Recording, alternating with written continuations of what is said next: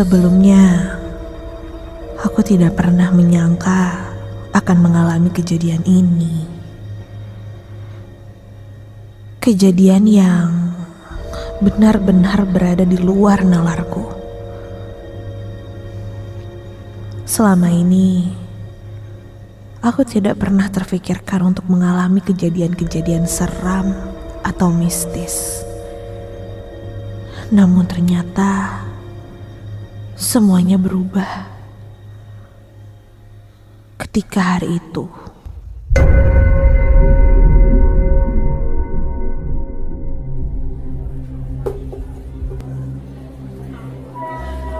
Namaku Amel. Teman kantorku biasa memanggilku Amel. Aku bekerja di salah satu kantor swasta yang ada di daerah Jalan Garuda Bandung, tak jauh dari bandara. Setiap pulang kerja, aku pasti melewati jembatan flyover yang mengarah ke jalan rumahku di daerah Cimahi. Memang banyak mitos yang tersebar dari jembatan flyover ini. Teman-temanku bilang, katanya jalanan itu banyak cerita seramnya. Namun, meskipun mendengar itu semua, aku tidak terlalu menggubrisnya. Karena selama aku melewati jalanan itu, aku merasa baik-baik saja.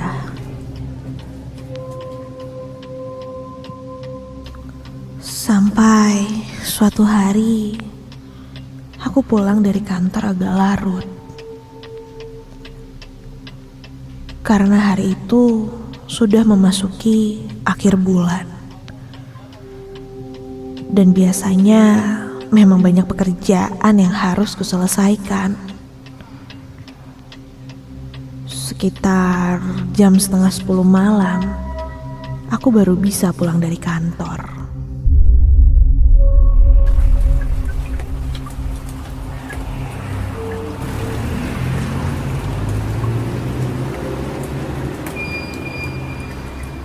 Malam itu, Bandung memang baru saja diguyur hujan.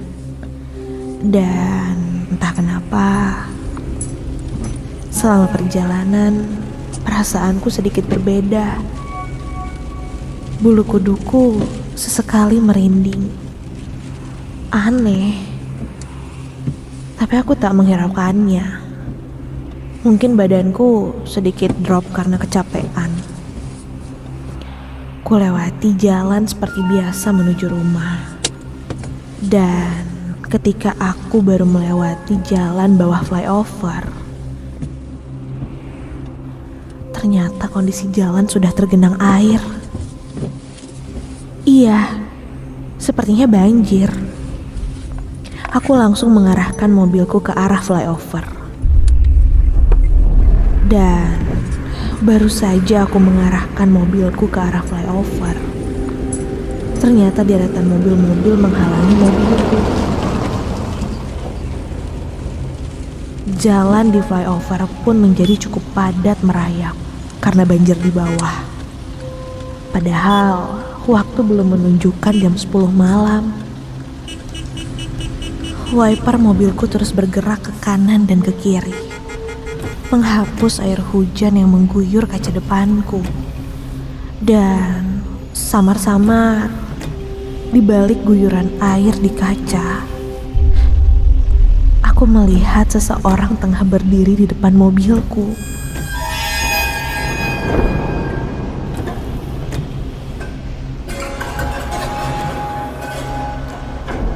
Kulihat dari kegelapan malam itu, dan cahaya mobil, aku melihat siluet seorang perempuan.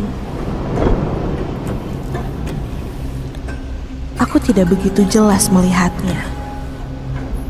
Tapi yang jelas, itu seperti perempuan yang sedang basah kuyup.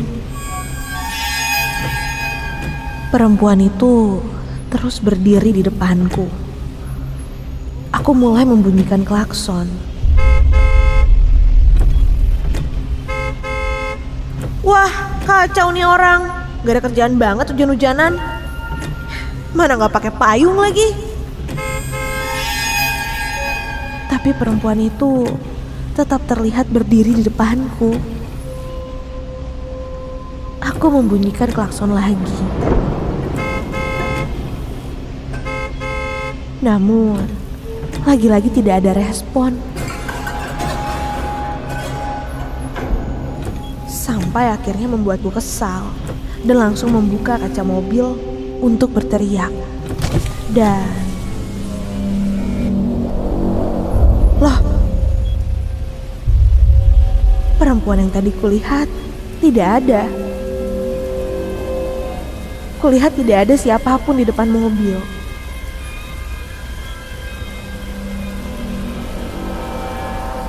Aku sedikit terdiam sambil melihat ke sekitar. Kepalaku basah tersiram air hujan. Perlahan aku langsung menutup kaca jendela mobilku. Dan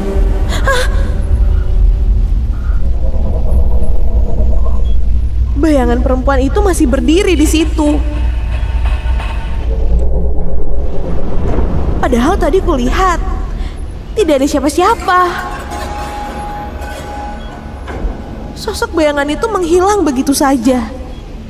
Sampai mobil di belakangku membunyikan klaksonnya. Dan ketika kulihat, ternyata jalanan di depanku sudah kosong, tidak ada mobil. Aku membuat jalanan menjadi macet malam itu. Aku pun langsung menjalankan mobilku.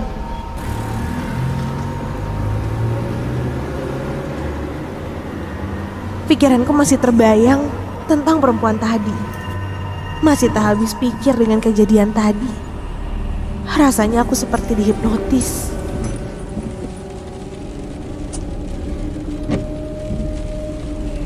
Jalanan sudah tidak terlalu padat ketika aku sudah menuruni jalan flyover. Ku tambah kecepatan mobilku untuk segera sampai ke rumah.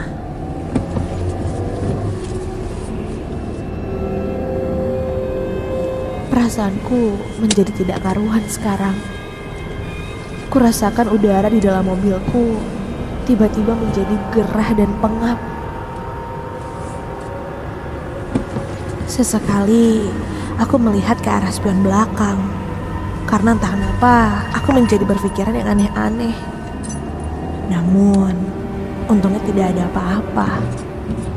Ku nyalakan radio di mobilku untuk memecah keheningan malam.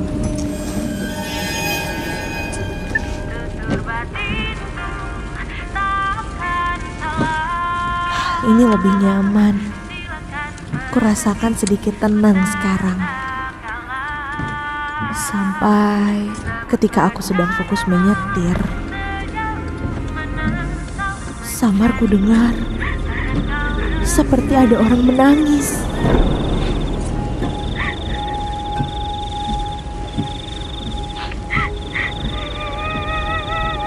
Iya, aku mendengar ada suara menangis di sela-sela lagu yang sedang diputar itu.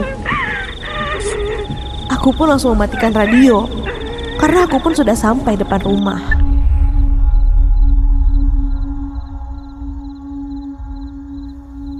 Hening. Dari dalam mobil, suasana benar-benar hening. Sebelum turun, aku merapihkan barang bawaanku terlebih dahulu. Dan ketika aku coba tengok ke arah spion belakang, astaga! Aku terkejut ketika kulihat sesosok wanita sedang duduk di kursi belakang mobilku sambil membelai rambutnya.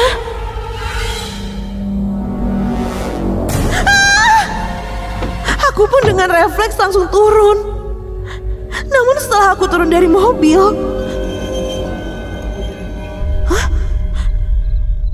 wanita itu sudah tidak ada di kursi belakang mobilku.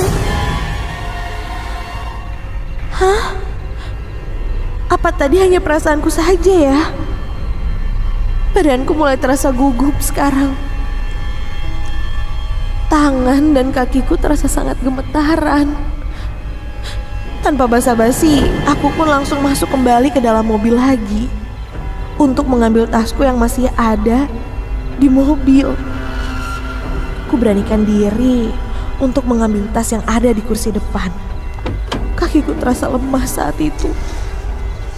Ku tutup pintu mobil dan langsung menguncinya. Dan ketika ku berbalik,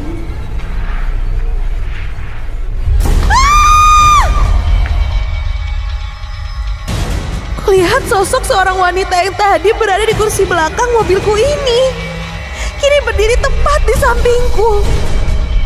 Dari arah menyamping, kulihat rambutnya sangat panjang berwarna hitam dan badannya terbungkus kain putih. Wanita itu menyeringai dengan wajah yang sangat rusak,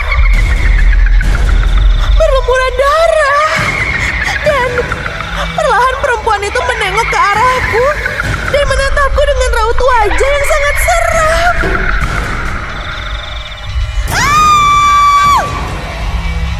Aku pun berteriak dengan kencang. Ku coba menggerakkan badanku namun terasa sangat berat sekali.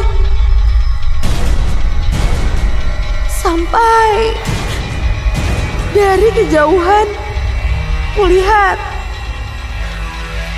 ada yang berlari menghampiriku. Dan ketika kulihat, itu orang tuaku.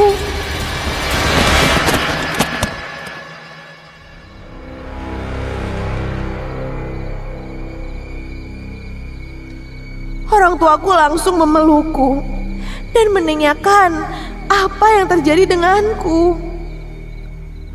Aku pun langsung menceritakan bahwa aku melihat hantu. Awalnya orang tuaku menanggapi kalau aku sepertinya mengada-ngada. Tapi kejadian itu benar-benar terjadi.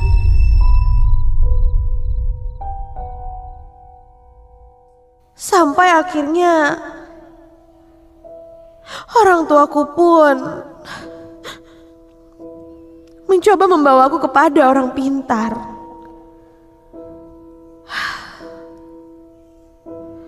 Karena aku terlihat belum bisa melupakan kejadian itu.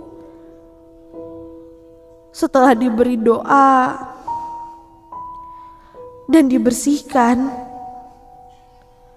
katanya aku memang diikuti oleh sosok hantu. Aku pun langsung berpikiran, mungkin sosok yang aku lihat itu adalah sosok perempuan yang aku lihat juga di flyover.